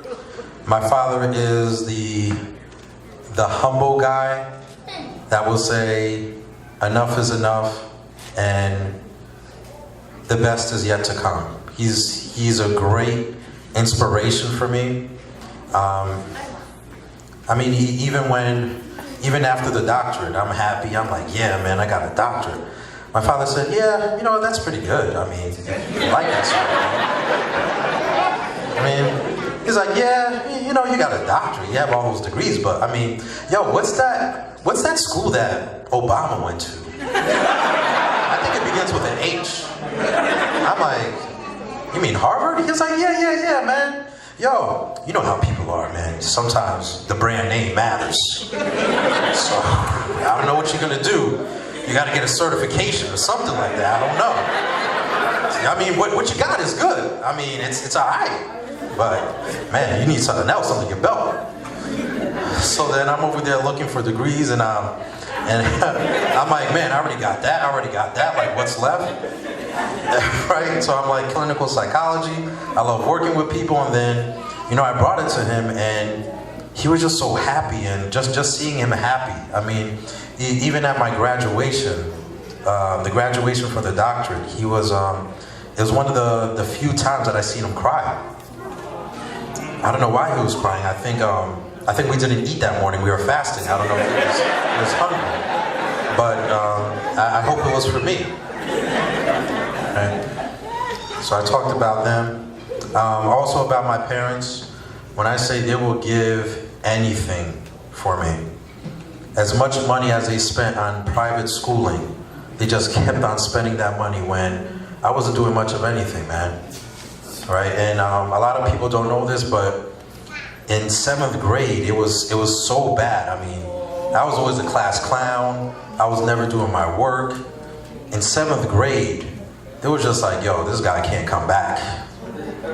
For real. At St. Mary's, Elizabeth, said I can't come back. My parents took me out. It was like, you know what? We're sending you to public school. Public school, please. Right? Because all I knew about public school is what I seen on TV, right? And what my parents tried to scare me with. You know what? You'd be bad again. We're gonna send you to public school or Haiti. I'm like, please, no. Right? So I went to public school. The half of 7th grade, I was in public school, and yo, man, I met some people that they didn't have a dime to their name. It was at Groveland Cleveland Middle School at that time. That was rated in America one of the worst schools in America. And I looked at people, and it would be for a whole week they're wearing the same clothes, right? And here I am. I was in my nice little private school setting, and I wasted it, right? So I guess my life I think we have enough examples in life where we say, enough wasting, man. Like Ronald said, I mean, I'm a no excuses type of guy, but I haven't always been that way. It's my life experiences that have pushed me to that way. And I'll give you a story, just even when I was doing my MBA program, and I will never forget that, where there was a guy who said, I was in the gym, he was talking to other guys, and he was like, yo man, I got all these connections at JP Morgan Chase, anybody who needs a job, and he was talking to one of these other guys in my classroom. And it was a guy who looked like him. And he said, yo man, you need a job? The other guy said, nah man, I got enough connections. I got so many other uncles and stuff like that. Don't even worry about it. He was like, all right man, I'll give it to my manager. Don't worry, I got you. Then I went up to that same guy. I said, hey man, you know what? I heard you just speaking about JP Morgan Chase. You know, I'm gonna be looking for a job too. He was like, oh really? He said, you know what? I said, yo, how can I get connected to them? They said, you know what you can do? You know, type in www.jpmorganchase.com, and then you just upload your resume. That's what he said to me. So then at that point, I said, yo, man, I guess I look different. No one looks like me. Right? And I guess one of the things the reason why I try so hard is because, I mean, I've been in so many meetings with other educators and stuff like that. You don't know how they talk about some of us, as if we can't accomplish anything, right? And they just look at me like I'm just some type of outsider and I'm an outlier.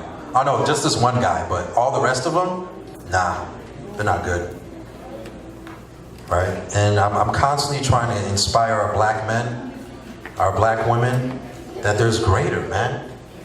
There's greater. And you know, when I think what makes me most happy is when all of us are happy. I like to see people succeed, right? I like to see people do better than me, right? And I give credit to my parents for that, because there's a lot of parents who don't want their kids being better than them, right? But my parents will do anything to help me out. Like I have a lot of school debt, obviously, right? And every single degree, my parents are like, hey man, do you need some cash? Do you need some cash? And I'm like, you've done enough for me, right? I lived in their house for free for over 30 years. Because I'm Haitian, they wouldn't let me leave. They said, you're not leaving until you get married. So now I had to go find a job in Pennsylvania just to leave the house. No, when I first told my father about having a job in Pennsylvania, it's like 2.5 hours away. He's like, wow, you're gonna drive that far every day? I'm like, Dad, I think I'm gonna maybe move out. I mean, I am over 30. And then I said to him, don't worry, Dad. You've had me for enough years. He said, Eli, you know it's hard. It's never enough. It's never enough. I'm like, 34 years, Dad. I mean, come on. You got it, all right? I like to say a little bit about my brother. My brother is an inspiration to me, right? As hard-headed as he may be, he doesn't exactly do, I mean, I guess for me, what I get passionate about is when I've done mistakes, I'm telling other people how to get out of my mistakes, and they want to follow the same mistakes that I did, right? And that just really burns me, and when I see him doing some things, it burns me for him to do maybe the same things that I was doing, right? But that's about being persistent and really loving your brother, loving your, even if he was an adversary or foe, I still have to love him, right? Because through love is the way that we're going to be able to change things. Only through love, right? If anybody follows me on even social media, after every post, what I always put, I love you. I love you.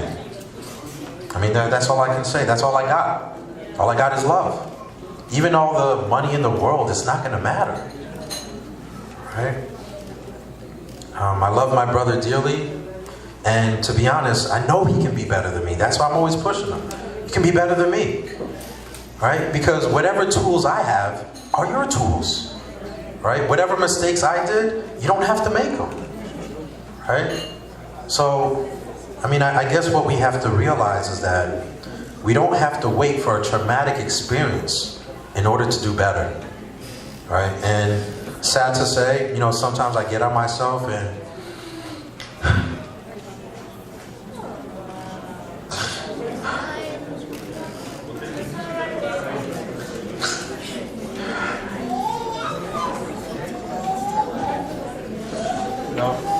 sometimes I say to myself, man, maybe the Lord took my sister because I wasn't doing what I was supposed to be doing.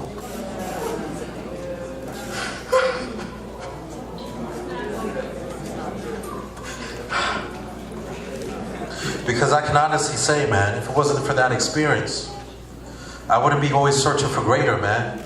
I wouldn't be. And all I can say is all I got is love for everyone, man. That's all I got. That's all I got. There's greater things for tomorrow. You seen some bookmarks there. I'm going to be writing some books. Makes me happy. Makes me happy to have another way to just love you. Just to have a demonstration of God's love another type of way. And even the first book, Love Speaks. Greatest love ever, Love Speaks. I interviewed 100 people. Every book is going to be 100 different interviews. 100 people. I printed out what they said, 402 pages of information I have. 16 hours, 21 minutes, and 18 seconds worth of videotape that I have of what they said.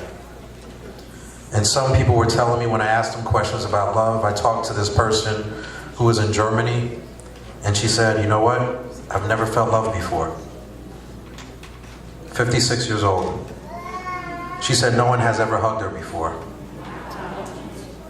She grew up in Germany without any parents, and just house that just takes in orphans. She's never felt love before. 56 years old. And some of the questions I was asking her about love, she couldn't answer because she said she can't believe in it. She can't believe in a God, right? So every one of us in this room has demonstrated or felt some type of love before, right? So what I want everyone to take today is that tomorrow's not promised. All we can do is just try our best and leave all the rest to God. That's all we can do, man. I mean, even me being a reverend and going to school for ministry, it was mainly about me just understanding who he is so I can share his love to different people, right? So I'm not saying you need to go to school for ministry or anything or theology, but there's certain types of things that we can do to just draw closer to him. Because none of this matters, man. When you die, people are going to take your cash, right? And they're going to do what they want with it anyway, right? Man, it just really hurts me. All I have in my heart is love. I'm going to say some certain things about some certain people. I know it's time. But Shango as well. Being in private schooling and going to the school systems that I've been to, I haven't been able to get in contact with black men. I mean, you could think about just different, even at Harvard, right? There's no black male role influence that I could have, right? So I'm constantly researching people, seeing what I can do to become better. And I met this young man in the doctorate program, and we were on the same team, thank God for that. And he just told me things about black culture and just the education system that I could never really learn on my own, right? So I thank you for that, because I've never had that type of experience before, man. I thank you for that, you know? And when we talk about just influence as well, is Edzer still here? Oh, Sister Anna, right? Edzer, known him basically all my life. He has a PhD in organic chemistry. He was also an inspiration to me, right? So I think I have a lot of mentors that are silent mentors that don't really know that they're mentoring me, but I'm just watching. I'm trying to understand how they do things. I'm trying to understand how Shango do things. I'm trying to understand how Edzer does things, right? My Uncle Doge, right? I'm trying to understand how he does things, man. He's been a Sunday school teacher, I think, longer than I've been alive. Right? He was from what I remember, he was my first Sunday school teacher. And when I say this guy has a passion for just educating his young people, I mean, I can't do it. I can't mess around with young people. Man, I'm an adult type of guy, but he has a strong passion, and his type of passion kind of resonates through me. Right? And I also like to give thanks to my pastor, as my mother said, you know, Reverend Daniel Eloy. He's always been there for me. Anything he wants to talk about, he's a very realistic guy. And I just really thank God for him, because if it wasn't for him, there's certain things I wouldn't be able to do. Even when I was going to school for theology, Doge and my reverend had to sign certain types of paperwork to attest that I was doing certain things. Right? So these are the type of behind the scenes things that people don't even see that other people are doing for each other. Right? And they never back down for that. Right? I have my other good friend Ronald, been a blessing to me, showing me the ropes on different levels. And just the Barthelus family over there at the table. Right? Been a very good blessing to me. Every single Thanksgiving, guess where I'm at? At night, I'm over there. But in the morning, the Anesius family, I'm over there in the morning, so I just double dip. That's what I do. I'm sorry. I go somewhere for Thanksgiving in the morning and then end the night out with the Barthelus family, right? Right? Like again I said, I have my other brother right there, Vionel Joseph. He's a great inspiration for me. I mean, I'm fighting hard because I want you to be great, man. Right? We're both in accounting. I want you to be great, man. You have it in you. Right? I also have my cousin Micheline Brees right there. She graduated with her PhD. Right? In food science, right? In food science, right? So there's a lot of us who are doing things that can inspire somebody else, but we're keeping our mouth shut. Why are we keeping our mouth shut? We're keeping our mouth shut because we believe that somebody's going to think that we're boasting because we're saying it, right? Meanwhile, there's a lot of people who are doing things, a lot of ways that we can connect, and we're not connecting. Why? Because we're keeping our mouth shut, right? So what was Jesus doing? He was going from town to town. If somebody's heart was hardened, he just went to another town. As simple as that. If something's not working where you're at, where are you going to go? Just go somewhere else, right? And I think even as a Haitian community, I know we want people to progress, but sometimes, I mean, there's nothing going on in Elizabeth, so where are you going to go? Go somewhere else. Right? Maybe there's nothing going on in New Jersey, so what are you going to do? Just go on to another state. I mean, we're mobile, right? Amen. I can't even start naming names because I'll go all across the room for naming names, but a lot of you have meant a lot to me, and that's why you're here. Otherwise, I wouldn't be paying per plate for this. So a lot of you mean a lot to me. A lot of you have seen my growth in some certain type of way. And I'm just very, very thankful for all of you. And I'm always here for anybody. I'm a phone call away. I mean, I put my phone number out there for a reason, right? Try to email first though. Right? Actually, I have another story of a dear friend of mine of like 11 years, Crystal in the back. Right? This is a true story. When I first applied to Fairleigh Dickinson University, I didn't get in. Right? So some people may look at me, oh, this guy's so smart, whatever. Nah, man, I'm disciplined. There's a difference. Right? So I didn't get in, and I was crying. Why? Because Fairleigh Dickinson University meant something to me. You know what my mother was saying before about me saying that I'm going to accomplish things of my sister. My sister, in 2002, when she was finishing up, she had a bachelor's in biology, then she went back for a BSN. So she passed away in February, and she was supposed to graduate in May for BSN. So what does this mean? Any one of us can go at any time, right? So from that, because it was Fairleigh Dickinson, I said, you know what? She wasn't able to walk the aisle. I'm going to walk the aisle for her. And that's when I started revamping myself and trying to have a renewed mindset. So the only school I was going to apply for a master's degree was Fairleigh Dickinson because I needed to walk down that aisle, right? So I took the GMATs, General Management and Admissions test to get into the business school. I didn't have a high GPA because I was messing around, and my GMAT score was low. I went there, I was like, no, we're not letting you in. This guy's crazy, like, what's going on? All right, so I was crying back, I was driving home, thinking about what I'm gonna do. I called her, she said, what, you're worried because they rejected you? No, you go back in there. I was like, nah, man, they already said no. She was like, no, you go back in there. So I went back in there. I said, what do I need to do to get in? They were like, if you can raise this score significantly within a week, we'll let you in. They knew it was impossible. I mean, statistically, we knew it was impossible. They just told me whatever, right? So then I went back. I studied hard for a week. I didn't turn on any TV. You could say maybe about 16 hours of studying every day for a week until that exam. I did well. I did significantly well. I brought it to them. They said, wait, this is your score? I said, yeah. I said, wait, hold on, let me talk to the dean real quick. Talked to the dean, they came back, and they said, yo, the dean was so impressed that you significantly increased your score with being from where you are, and how did you do it? I said, I studied for about 16 hours a day. They said, yeah, you're in there. Right? So I think, yeah.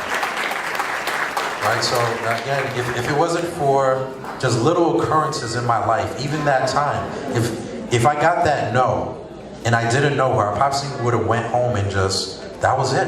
That would have been the end of the story. So all of us have somebody around us that is willing to influence our lives in a positive light. But what do we have to do? We have to listen. Too many of us don't want to listen. Right? So again, I thank God for all of you just being here to celebrate with me. But to be honest, this isn't about me. Because I mean, honestly, I'm not into parties, especially anything that glorifies myself in any way. But I know that my parents just deserve all the honor. They really do.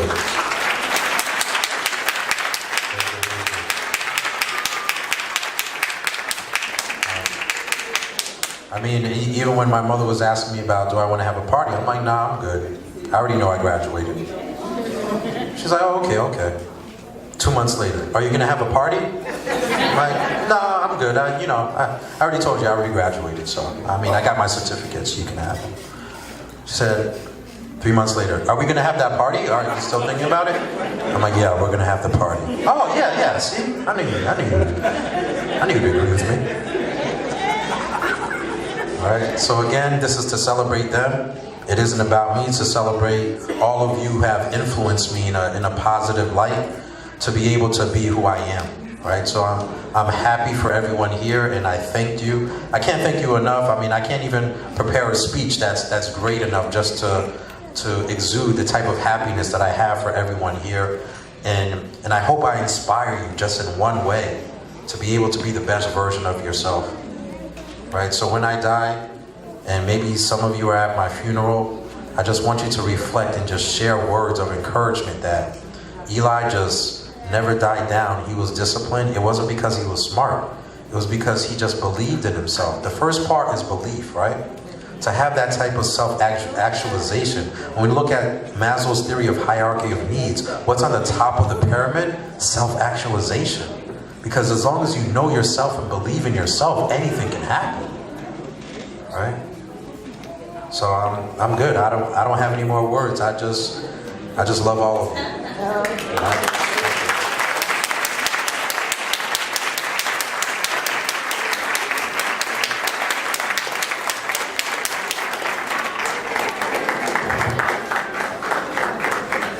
We're not going to add any more words to that. Everything that needed to be said was said. I just want to thank you all for taking the time out of your busy schedules to being here to join us and to celebrate with us. So now we're just going to have the closing prayer, and we're going to leave. I'd like to call up Reverend Gamaliel to lead us, please. Stand up, please, for a word of prayer.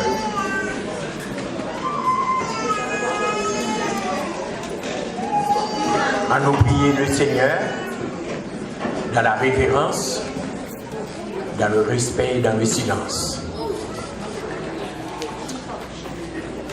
Notre Seigneur, notre Dieu, nous te remercions pour tout ce que tu as fait pour nous. Merci pour le don de la vie. Et dans notre vie, tu as mis en nous l'intelligence. Et à côté de l'intelligence, la connaissance.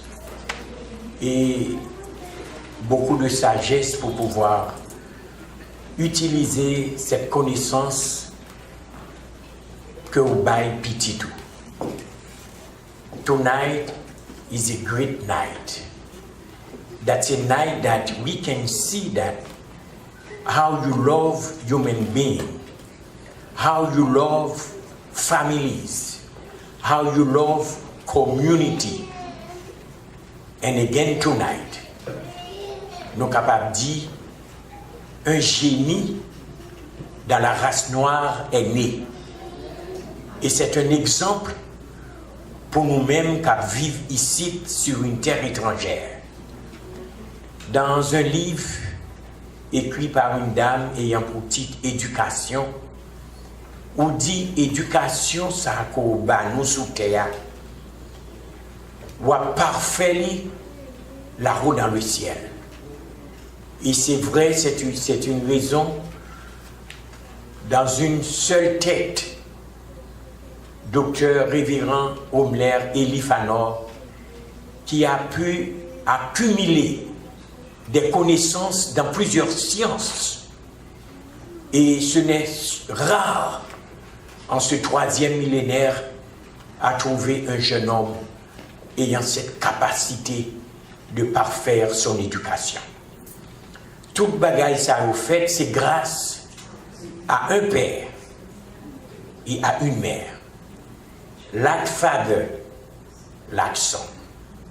Nous te remercions pour cette famille et nous te remercions pour la grande famille ecclésiale, la grande famille de l'Église qui réunit encore à Soya pour célébrer, pour dire merci au Seigneur de ce que tu as pu doter à cette communauté un homme comme Omler Eli Phanor. Alors que nous allons rentrer chez nous, nous savons que l'ennemi de nos âmes par aimer ouais belle bagaille ça yo, mais à Soya nous dit que le nom de l'Éternel soit béni dès maintenant et à jamais. Alors que nous allons rentrer chez nous, donne-nous de rentrer en bien et bien nous reposer pour commencer une nouvelle semaine pour sa gloire et pour son honneur, au nom de Jésus, lui qui vit et qui règne au siècle des siècles.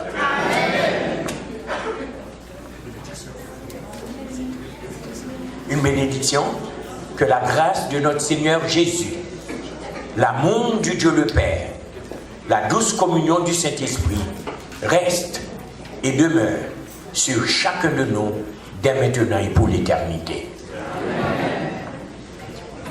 Thank you once more, everybody. Thank you for coming out. Safe drive home, and may God bless you all.